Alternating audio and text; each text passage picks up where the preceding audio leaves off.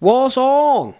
Welcome to the Colonel Cast with me, Pauline, and this is episode number 11, which is with Pauline Giles, who is running for councillor in the upcoming local elections on the 4th of May, if any of you didn't know. And she's running for the Conservative Party in the St. Blazey area. Now, I'm not a supporter of the Tories myself, but I do think that Pauline makes a really great case for herself in this podcast. This podcast, or podcasting in general, is great for things like this because really it's the closest thing you can get to rather than sort of sitting there with that person and having a proper conversation with the people, having a proper conversation with the people that are standing for you. If you live in St. Blazey, I would strongly suggest giving this one a good chance and hearing what Pauline has to say. If you are getting this through YouTube, Facebook or Twitter or whatever, I recommend going to iTunes and downloading it through their podcast section, or you can get it off Stitcher as well, so you can listen to it while you're driving or you're taking the dog for a walk, for example. Okay, so do that so you can listen on the move rather than when you're just, on Facebook flicking through. All right, so give it a chance. Without anything else from me for now, please welcome Pauline Giles.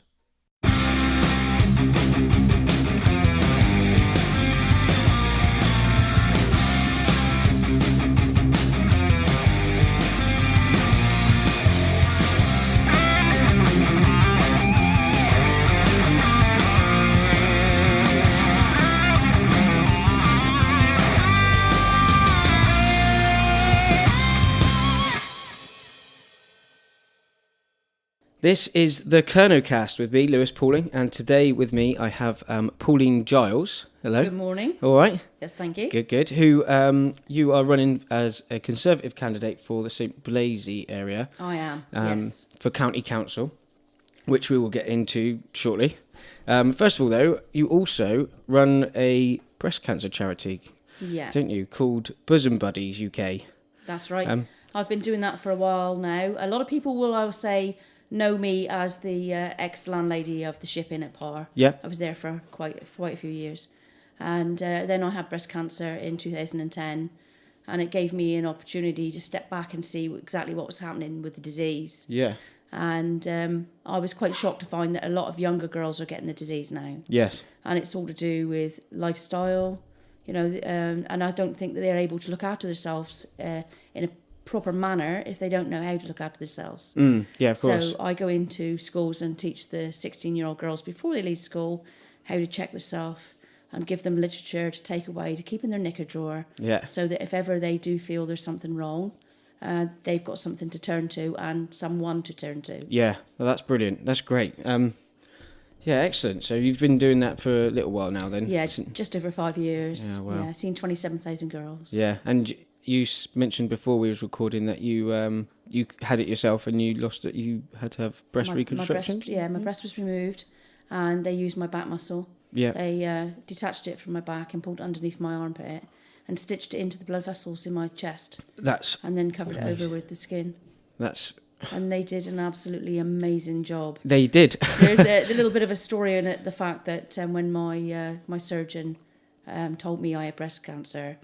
He said to me, we're going to have to remove your breast. And I think the shock on my face said it all, really. Yeah. And he said, Pauline, I'm not going to let you leave my care any less a woman than you are now. Wow. So he said, I'm going to detach your back muscle, pull it under your armpit, stitch it in. We're going to reduce the size of the other one so they're a good match. And when they are healed, we're going to liposuction your stomach to make sure that they're a perfect match. Yeah. And we'll give you an uplift and you have the chest of a 20-year-old. Flipping now. I absolutely grinned my silly head off.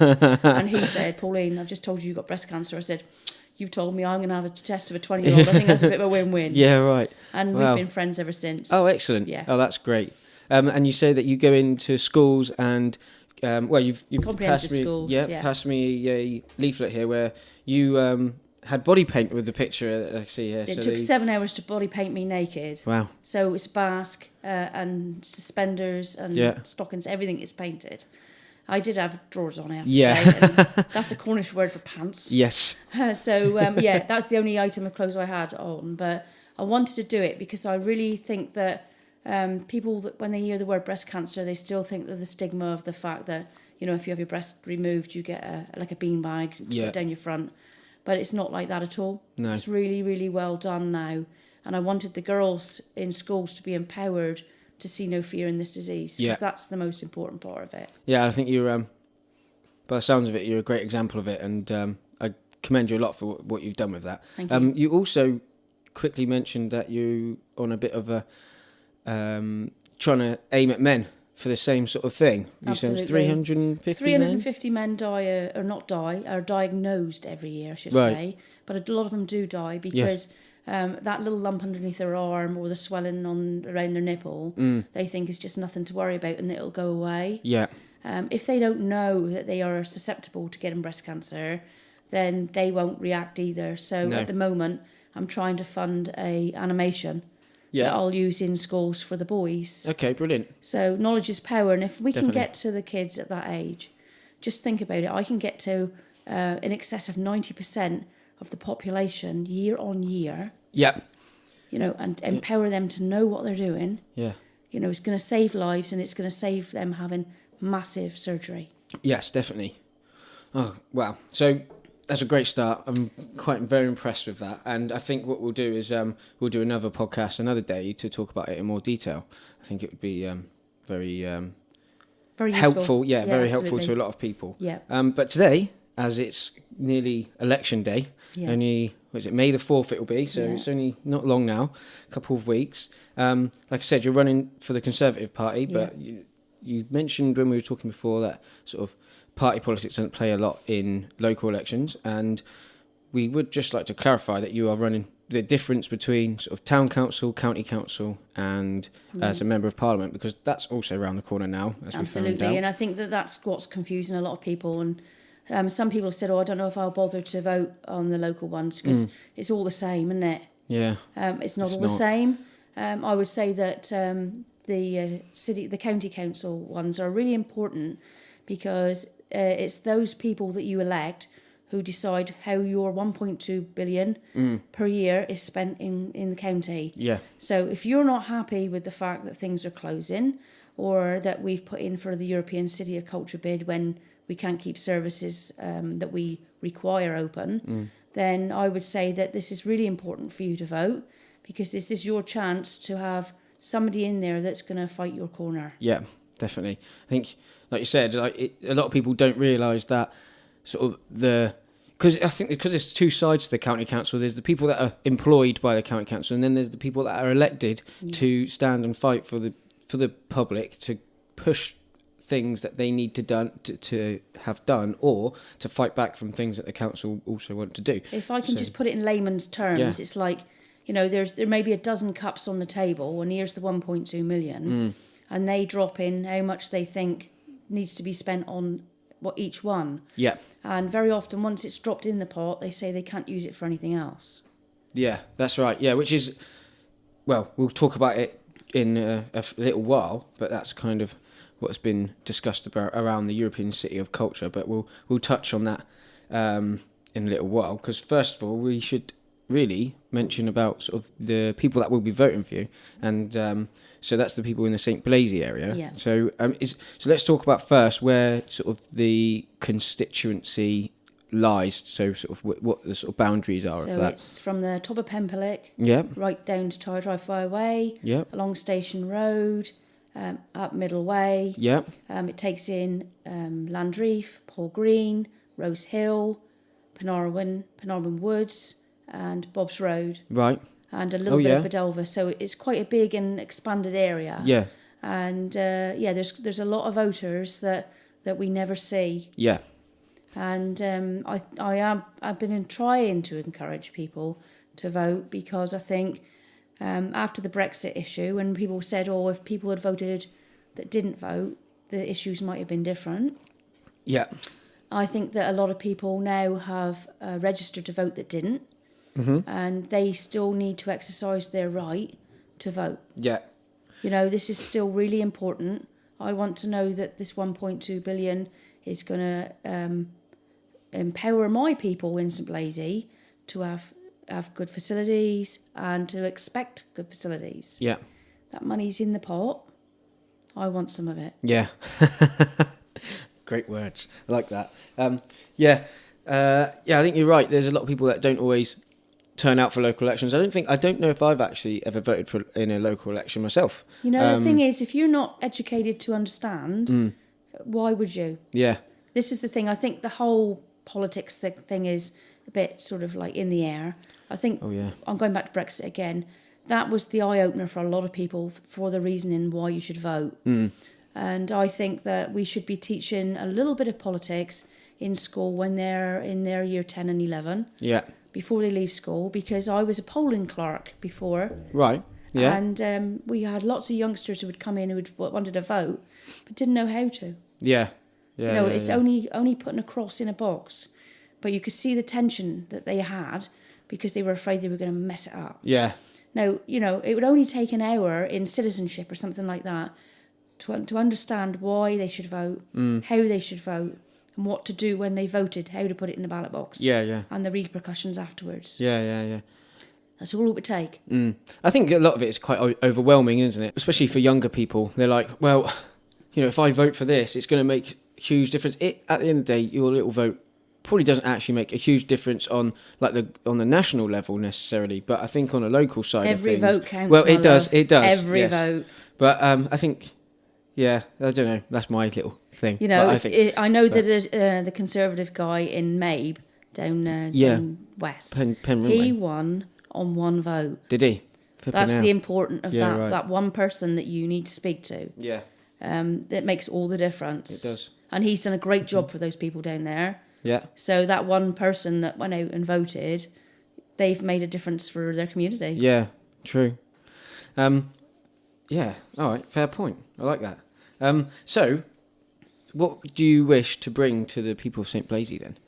Well, I've been out canvassing, and I have to say that the same old issues come up. Yeah. But certainly one that is sort of like at the forefront for me at the moment was I was on the corner by the chip shop in Station Road. Oh yeah. Where the traffic lights are. Oh yeah. And when people the little place. When people on the A390 coming towards Station Road, if that light is green, they don't bother to slow down, and they're using Station Road really as a rat run. I see what you're saying. Far too fast. Shocked me to the core, really, how fast people were going. And I think one of the first things that I would be canvassing for would be an average speed camera at both ends. Okay. I think that somebody's going to get killed before long. Somebody's reversing out of their drive or something, and somebody's going to go at the side of their car and kill somebody. And I think we've got an opportunity to do something there to address that. Yeah. Do you think maybe not speed cameras, but do you think, what about the potential for maybe some traffic calming sort of bollards and things? You know what I mean, like the islands that sort of stick out a little bit. Do you think that would be maybe an option if you can't get the speed cameras for whatever reason? I don't think it is, because I don't want to sort of like put people in boxes, but the youngsters use that road in the evenings, and because there's not a lot of cars out there, they tend to tear it down there. Yeah. Now, if you put that in, they would be swerving around that. Okay, I'm with you. Yeah. And I would still be concerned that they don't end up in somebody's garden or in somebody's house. Right. Yeah. So I think that I've given this a lot of thought. Yeah. And I only think the thing that we need is an average speed camera, because that's the only thing that's going to kill the speed. Yeah, that's the one that keeps everyone under control. I was talking to the residents, and they said that it's only sort of like really got really bad in the last couple of years. And I think that's because of the average speed cameras on Rose Hill. Yeah. So people are using Station Road to avoid the speed cameras. Right. Which seems daft, because you don't really lose any speed on that road. I drive that road every single day. And for me, it's on the way home from work. It's too busy to go any faster anyway. Half the time, so many turnings off. It doesn't make any mental difference. notion of the fact that you are being told Controlled. how fast you that's can it. drive. Yeah, I think it was a good thing to have that put in. I mean, the first, it's frustrating. So you're like, I just need that extra minute. It's even that minute. It doesn't actually make any difference. And actually, we probably are saving lives with that and making people more controlled. It's more. I don't know. I just think it's better for that road, and because it is a very busy road. Yeah, it is mad road. I was the town clerk for St Blazey for 10 years. Yeah, and I was in office when those went in. Right. And so I can tell you that they have made a difference, certainly to the people that live on Landreef and Paul Green, because they can get out of their estates. Yes. Before, it's just sort of like foot down and go. Yeah, try and catch the opportunity. Direction. Yeah. So I think that that it's benefited them to the detriment of Station Road. What other things have you got on your... Well, the inappropriate building that's going on, the sort of total disregard to what it's doing to the local community. Yeah. I do understand that we do need houses. My children need houses. Yours will need houses. Yeah. It's something that we've got to address. But packing them in like they are, putting them in unsuitable places, Biscovay I'm talking about at the moment, Right. it's going to come out onto Mountside. Okay, yeah. The infrastructure's not there. I spoke to the infant school. They had 4 places in 1 year. Right. With 189 houses, you're talking at a footfall of about 500 people. Yeah. If they're only able to take 4 children in that year, where are the rest going? Yeah, right. Yeah, definitely. Which means then that the traffic is going to be moving because they're going to have to take their children somewhere else. So, this is it's not working. The doctor's surgery is saying that they can't take any more people.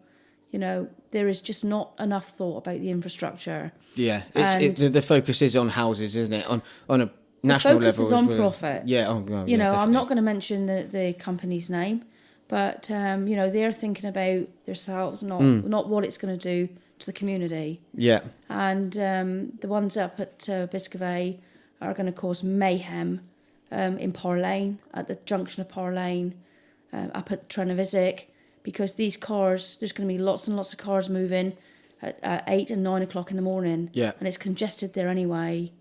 I think that there's better places, and hopefully the local plan will bring those to the fore so that we can agree that we do need the housing stock, but in a better situated place. Right. Yeah. But having said that, they have something called a Section 106 agreement.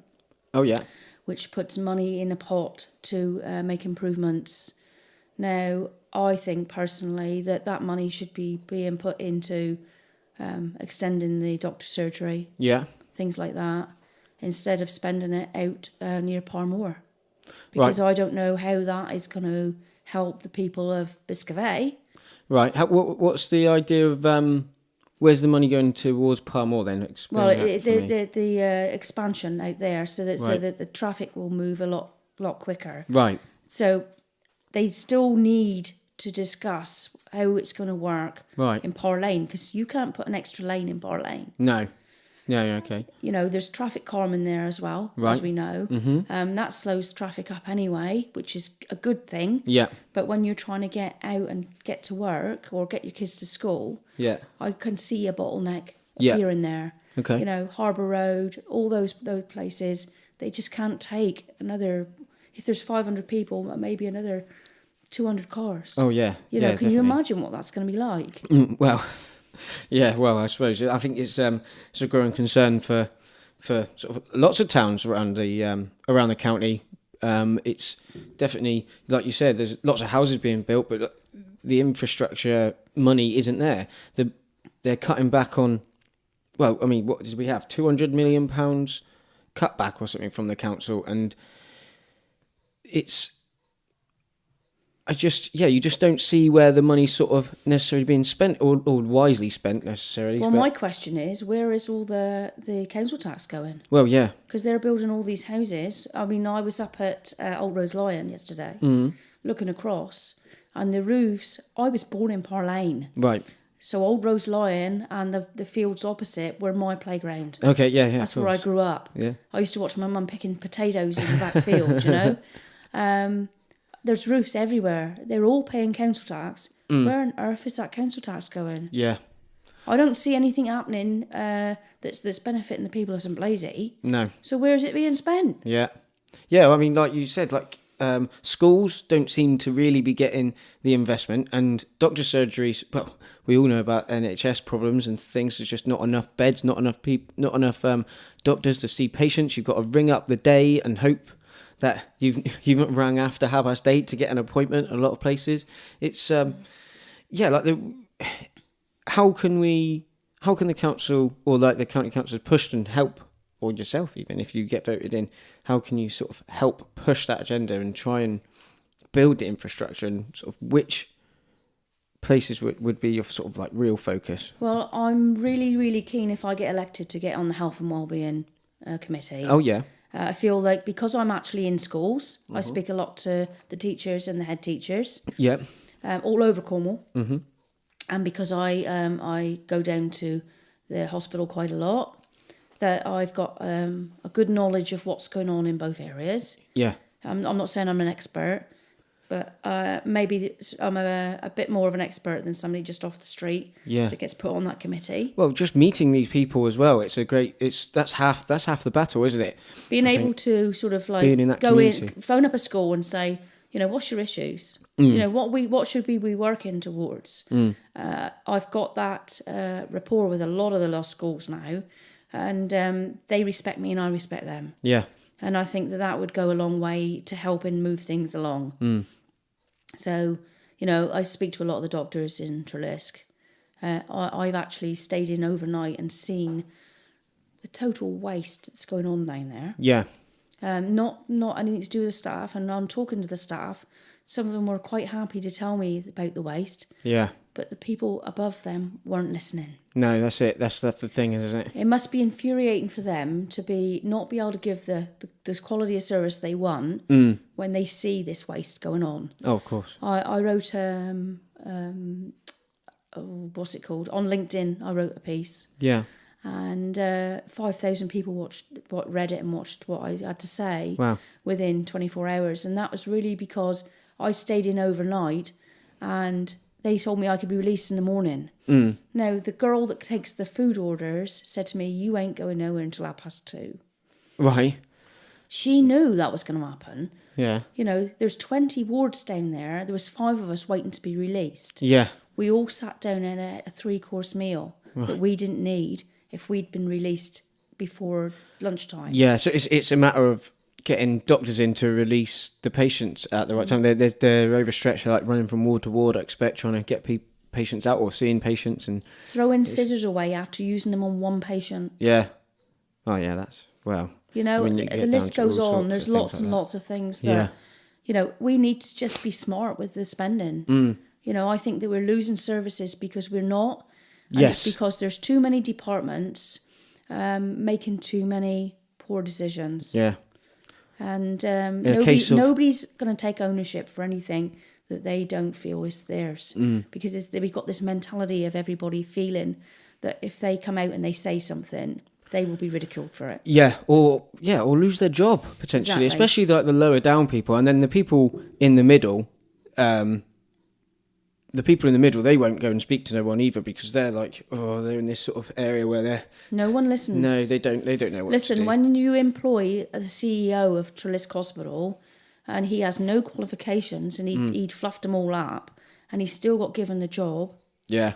You know, something's not working down there. Yeah, no, that's it. I think there's a big issue there. I think it's almost. Well, I just don't know where to start with the NHS. A lot of times, I think it's a classic case of too many chiefs and not enough Indians, and like you said, massive wastage. The utmost respect for those people down there. Yeah. Through my breast cancer, and also when I went in, I had my gallbladder removed, and I was in for 24 hours. And the service down there and the people, you cannot fault. Yeah, it's like I haven't spent a lot of time in there myself. I think the last time I was in there was when my son was born, and which was 17 months ago now. So it seems like the staff are working their asses off, and they are just not. They're almost restricted to the care that they can give because of some sort of like bureaucracy, paperwork, not enough waiting on doctors to come and support them, waiting on other people to come and support them to support their patients. And If the people at the top just listen to the people lower down. Yeah. And to people like myself who've actually sat there and used the facilities, you can see it. It's glaringly obviously what's going wrong down there. But nobody wants to listen. You can fill out a PALS sheet and you can send it in, but you don't get to hear anything else. No, nothing happens. I'd love to speak to someone from the Trillisk. It'd be great. Before you leave, you do get to fill in a questionnaire. But if you give somebody a questionnaire that asks the questions you want answered, but avoids the ones that you don't. Yeah. I don't see the point of it. Yeah, no, you're totally right. Definitely. Okay, right. So moving on then, is there anything else that you'd like to talk about the sort of on the local side of things, St. Blazey side of things, before we sort of touch on some more of these bigger things? I expect people are sick of hearing it, but I am a barmaid. Right. I was born in Pauline. Yeah. So, I know a lot of people. I was the clerk for 10 years, so I've tried to do my best in the community previous years. I'm now trying to set up a cookery school for young mums so that they learn how to cook, they get a qualification, and hopefully we'll have a pop-up restaurant in St. Blazey for 2 nights a month. Wow. So that people can actually get out and eat. It's not going to be steaks and all that malarkey. It's going to be sort of like, I don't know, lasagna, curry, things like that I can teach the girls to cook from scratch. So they learn how to cook properly. Without jars and things. That's what I'm getting at. Yeah, definitely. I make my own pizzas from scratch. I want them to learn how to do all that lot.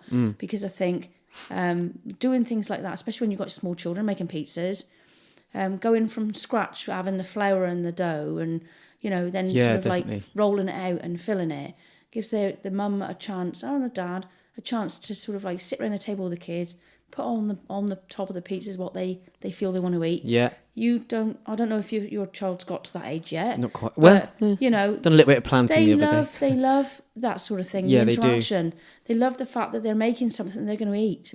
I went up to Landreef 2 weeks ago and did their Easter event. Oh yeah. And I was doing decorated biscuits with the children. Do you know what? They loved it. All the different colour icings, all the different colour toppings. And one little girl, she said, "This is the best party I've ever been to." That's great. They love it, and I think that they're in the days of iPads and technology, and I've seen it regularly.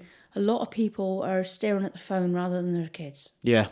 So if we can get them back to cooking from scratch and getting the kids involved, it gives them a skill as well. Definitely. I remember doing cookery with my mum and in school the cookery's gone to pot. They don't actually teach them how to make things anymore. It's more about the components, the nutrition value, etc., all of which goes right over a kid's head.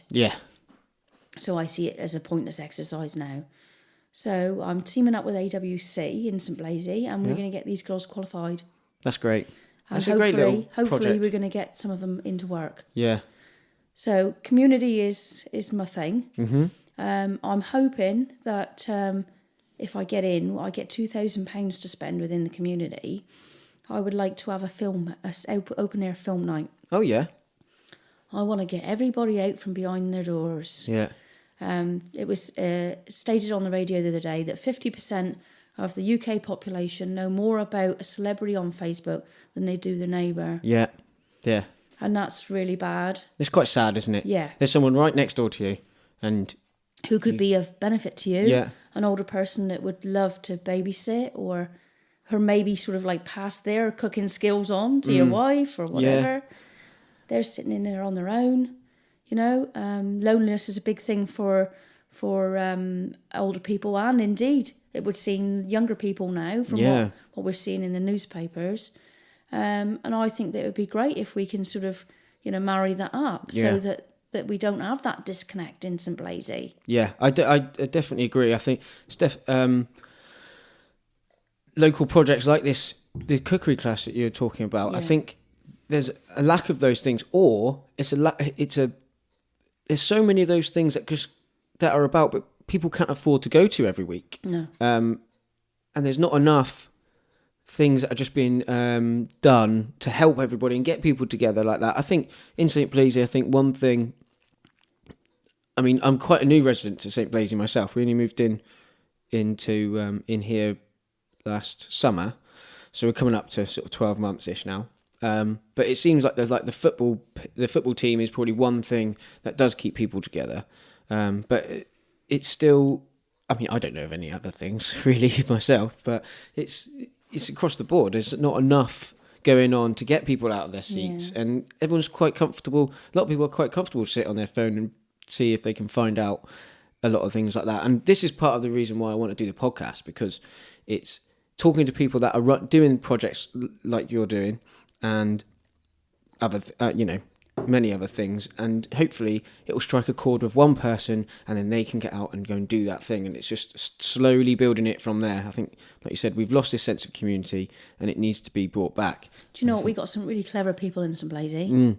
I was up at Rose Hill last week, and I went up, and there was this old gent in his greenhouse, and he had little tiny plants. He was about an inch tall, I suppose, and there were hundreds of them.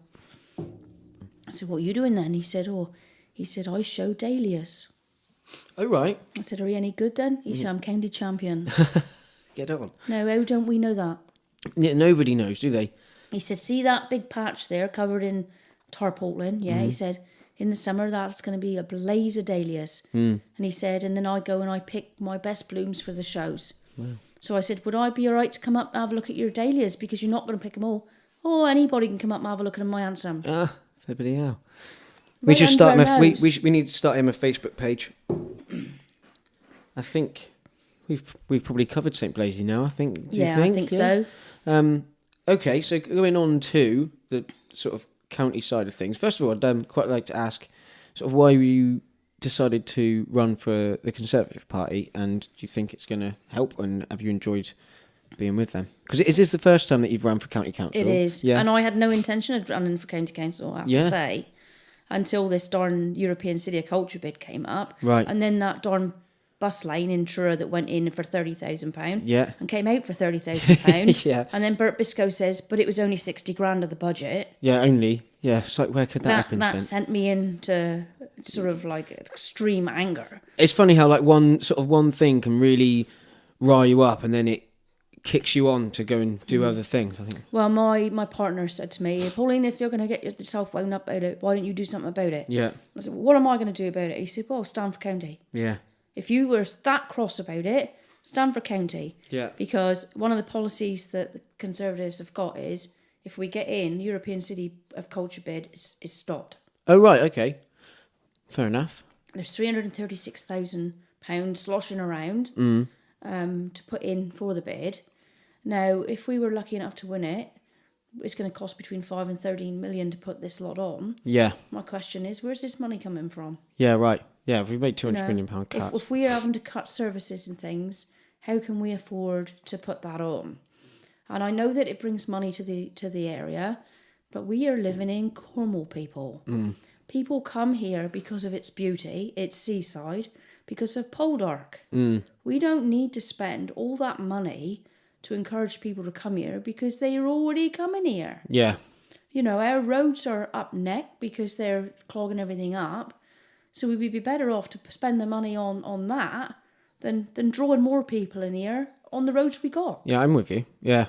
Yeah, stop people, make it more pleasurable so people aren't stuck in traffic just to get down to I don't get it. Are these people down in County Hall living in the same county as we are?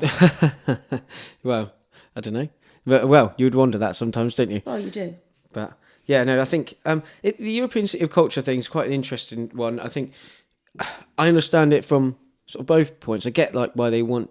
It's another reason for people to come, and it gives the county something to focus on. But I do think at the same time it is an awful lot of money for something that might not happen. And like you just made a really good point there, which I hadn't really sort of considered myself. But if you are gaining, I don't know how many extra thousands or millions of people to the county over a particular summer. Yeah, like how do we accommodate all these people? You think Trelisk? How many more people are going into Trelisk in the summer, and it's A&E over the summer period rather than in the winter period? I think is probably mad amount. But like you said, it'd be better spent in the infrastructure probably.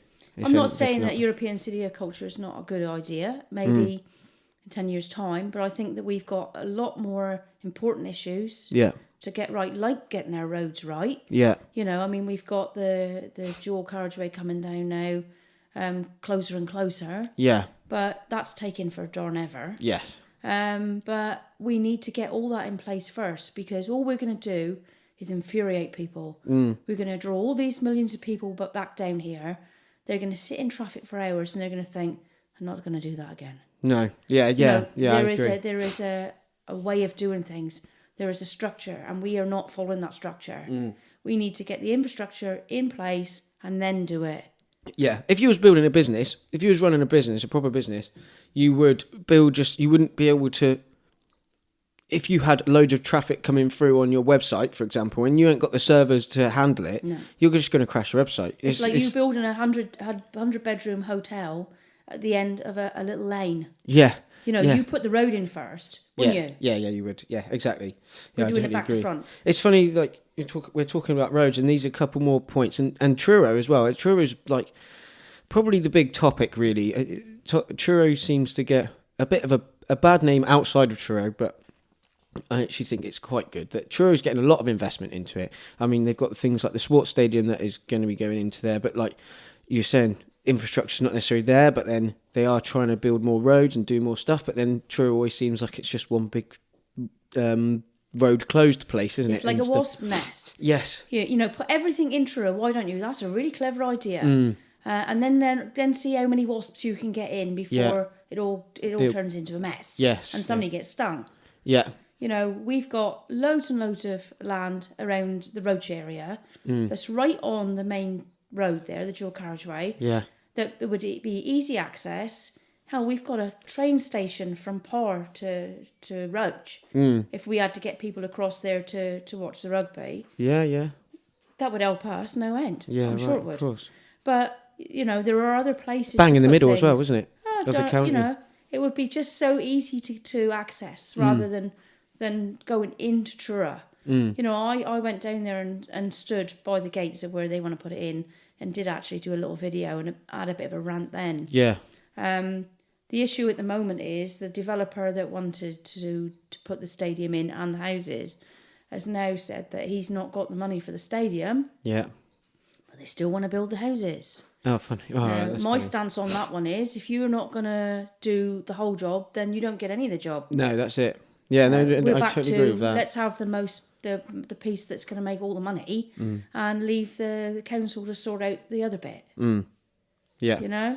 I mean, I lived in Milton Keynes for 2 years, and the MK Dons Stadium's car parks are massive. Yeah. It's going to take up a lot of land to put those car parks in. Yeah.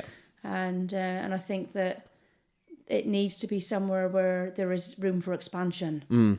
So it being out on the Roach area would make more sense. Yeah. And I know a lot of people will be screaming at me at the moment saying no, but I just see it that is the best place for it. Yeah. I mean, I think the difficult part of moving it from Truro now would be because it's with the Cornish Pirates, who are currently based down Penzance, and also the college are involved, Truro College, and also I think now what's made it sort of, it was going to be stopped and now it's going to be coming back online because of Truro City Football Club.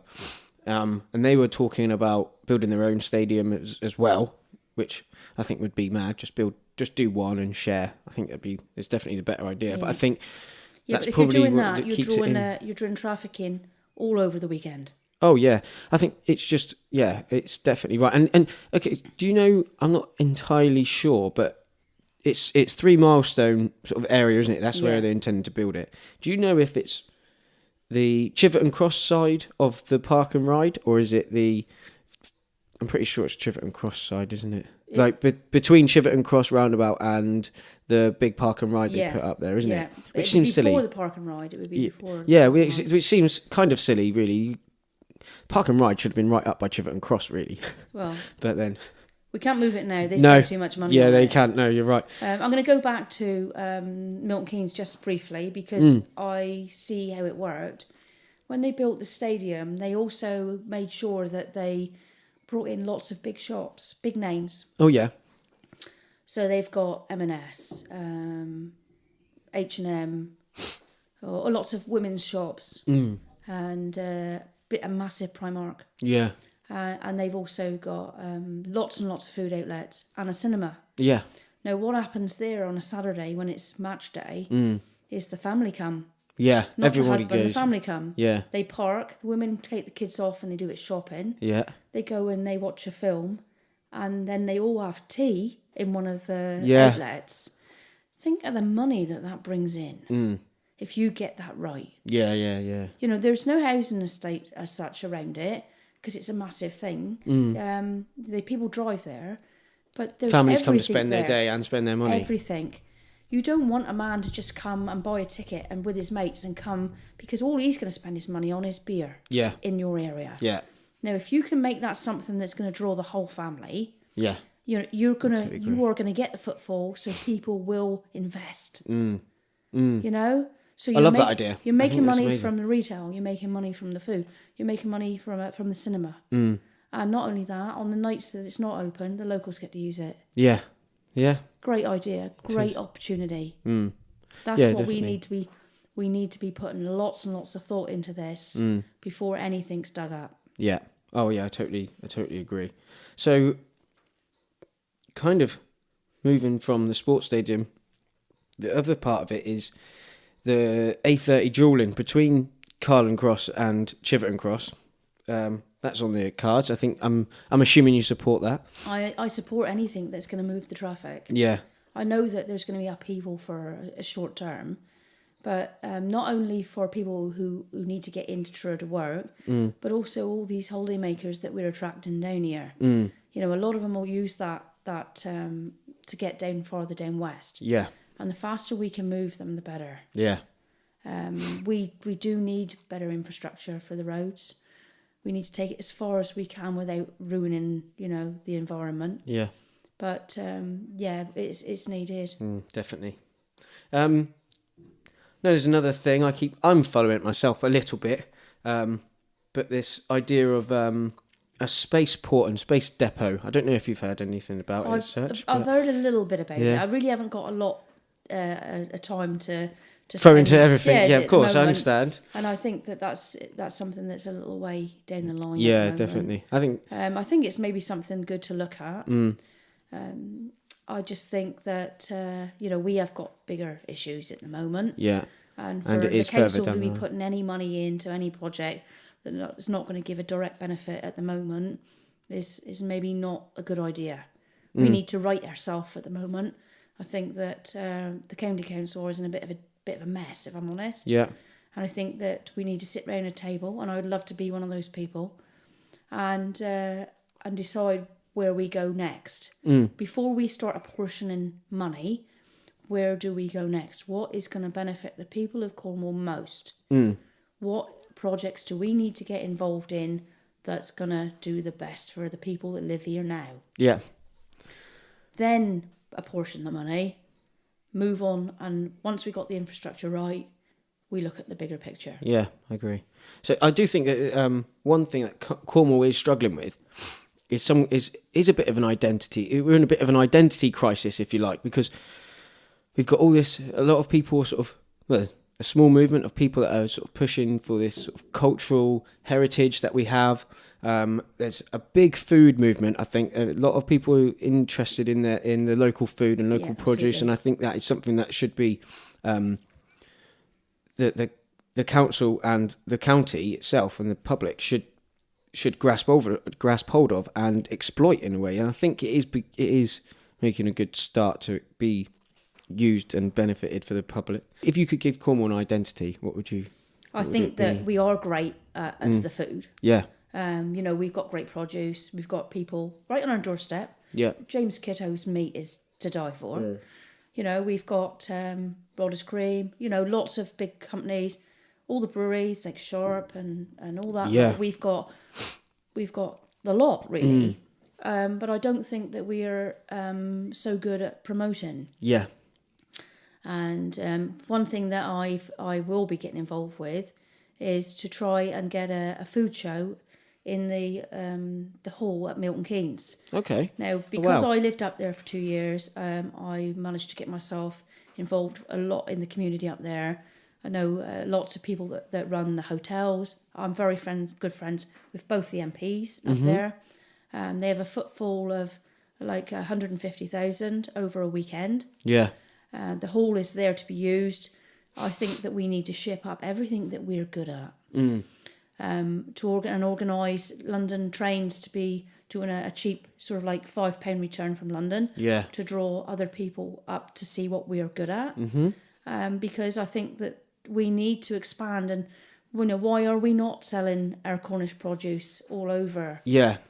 Well, if we can get it up there, those people are very wealthy in that area. Oh yeah. They wouldn't think twice about spending on a good bottle of Cornish wine. No. Maybe more than the locals. Yes. Because our economy is not as great as theirs. So to get our great produce out in another area that's very close to London, it's only 30 minutes away, and for me to use my contacts to draw the right people out, if we could get our produce in the hotels, like a Cornish cheese board, all those sort of things, these people will pay it. Yeah, definitely. I think you raise a good point there. It's funny how one thing I didn't mention is obviously tourism is a massive thing for Cornwall, and I think the fact that all these people are coming down to visit, but they're not going away and then buying Cornish produce. That's it. I think, like you said, we're not publicising ourselves outside of the county. We're very Hog's pudding. Yeah, that's a classic. Yeah, it is. They come down here. I do Airbnb. When they stay with me, I say, you need to try the saffron buns. You need to try the hog's pudding. There's things that I say are typically Cornish, and you need to try. Yeah. They love it, but they can't buy it up there. No, I think Cornish pasties are a classic example. Yeah. I mean, everyone you got Ginsters, but they're not really Cornish pasties, are they? Let's be honest. But there's lots of good companies down here that everyone knows, and they all have everyone has their favourites, don't they? Yeah. There's not many that are doing it on a national level, and if they are doing it on a national level, they're looking at selling to supermarkets, and rather than it's about how to get it up there. Yeah, it is. The whole logistics thing.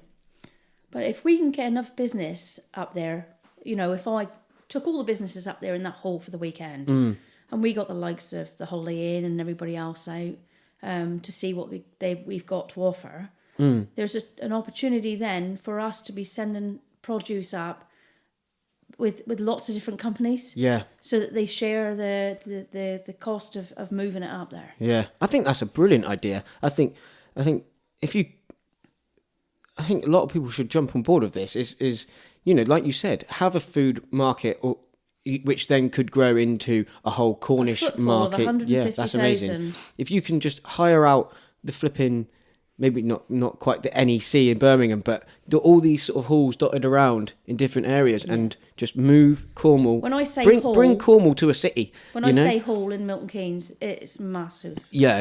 Massive. Well, if it can cater for 150,000 people over a weekend, it's got to be big, isn't it? I've seen how it works. I've been through all the whole how to do it.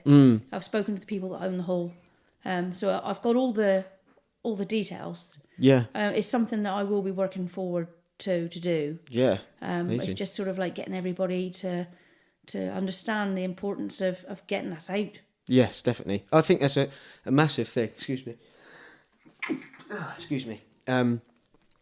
Yeah, I think that would make a huge difference. Being able to get people to take away what they get in Cornwall and be able to buy it on their high street or in the shop locally. Just think of the money that would bring into Cornwall. Oh, massive. We've got such great quality products, which is what and it's on the culture and art side of it as well. We probably have got that going for us as well, which isn't necessarily being exploited. I think county-wide, I think Cornwall, a very close-knit community. It's almost like we try and keep everything in-house rather than trying to, we're the fear of the unknown. Yeah, we're very scared of going over the river, aren't we? And stepping into Devon and then further afield again. I think there's a few companies out there about what we produce. It's but for Cornish people, not for English people, if you like. Yeah. If you're going to be. But you think of the revenue that we could draw into the county by doing something like that. Mm. I'm a part of the Cornwall Business Forum. Oh yeah. And the guy that runs it, Kevin Oliver, is very, very keen to get this moving. Yeah. He's got 9,000 members in Cornwall. We only need maybe 200 of those. Yeah, of course. To set something like that up. Mm. I can manage to keep the costs down really low, and the revenue that could come from that in just that day or that weekend of selling, could pay for their stall over and over and over again. Yeah, the Cornish Farmers Market that goes to Milton Keynes or various other. I think if you do one, once you realise that and you can do one, it's just we become a roadshow. Yeah, that's exactly the type of thing I was thinking. It becomes a roadshow. You spot around. You just do a tour of the UK over. The space of a summer or in supermarkets. The best time would be to do it over winter. Yeah, because then it's just like, oh, look at all this great stuff through Cornwall. That's coming from Cornwall. Well, we're gonna have to go down and visit, and that brings. Do you know what? The best time is to do it in September. Yeah, because you start taking orders from putting together baskets of hampers and things like that are distributed just before Christmas. Yeah, the amount of people that buy a load of old tut at Christmas because they don't know what to buy people. Yeah, of course. Yeah. If they could buy a hamper with some really good quality food in it that they knew that person would enjoy. Yeah. There's a company, actually, you say that.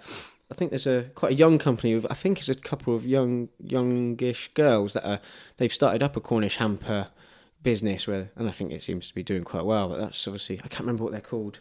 Cornish hampers or something, I think that's something like that anyway. But I think, something like that. Well, what a great way for them to showcase themselves. Oh, definitely. Yeah, definitely. Outside the county. Oh, without a doubt. Yeah. I mean, yeah, of course. As one business trying to get into anywhere out of the county, takes a lot of work. Takes a lot of phone calls, takes meetings, takes trials, takes all sorts. Yeah.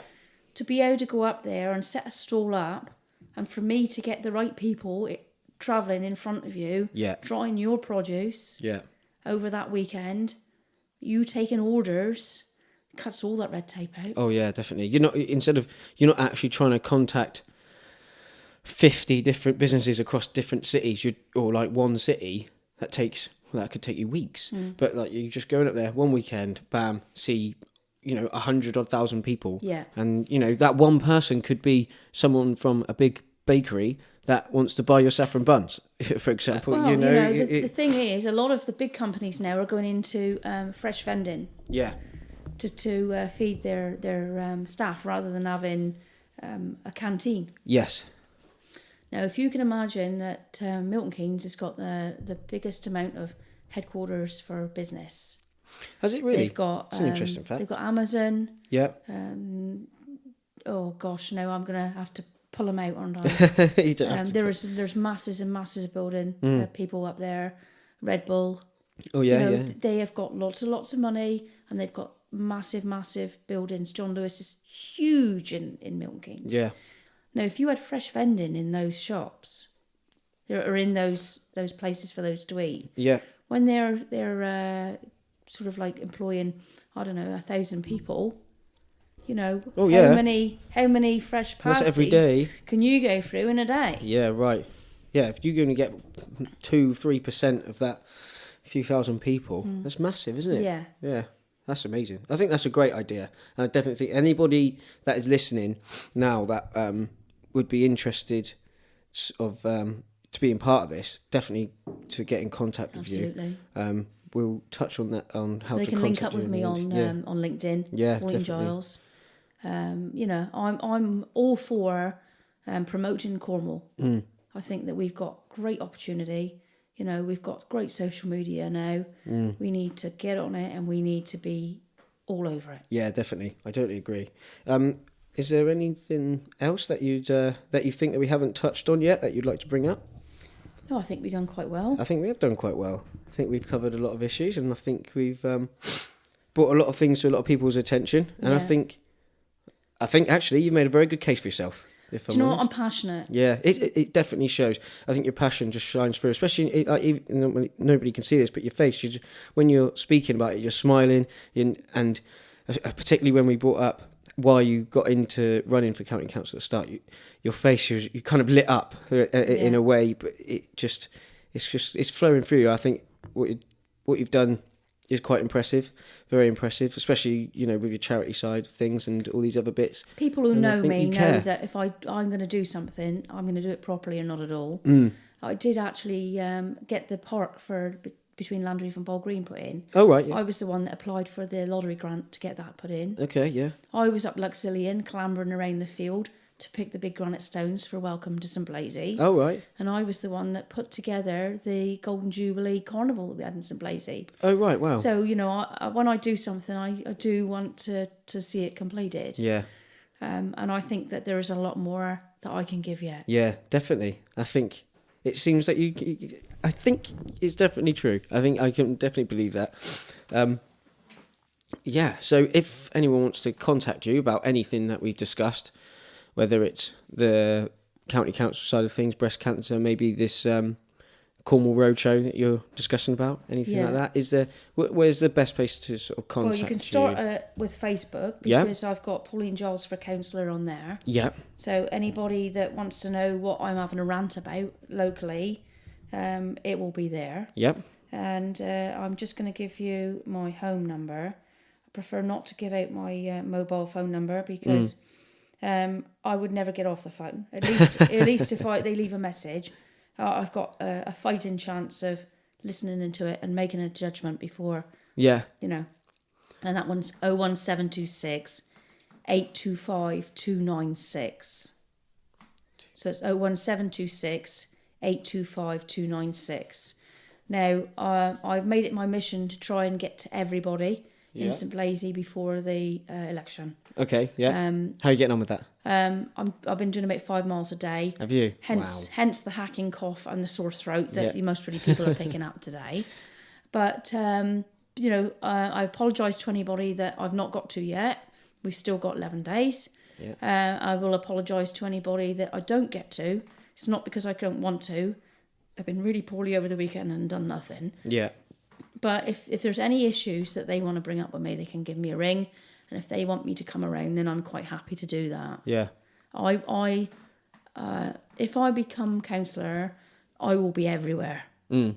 The pink hair, people see the pink hair appearing everywhere. Yeah. I want everybody to know who I am and that I'm totally approachable. Mm-hmm.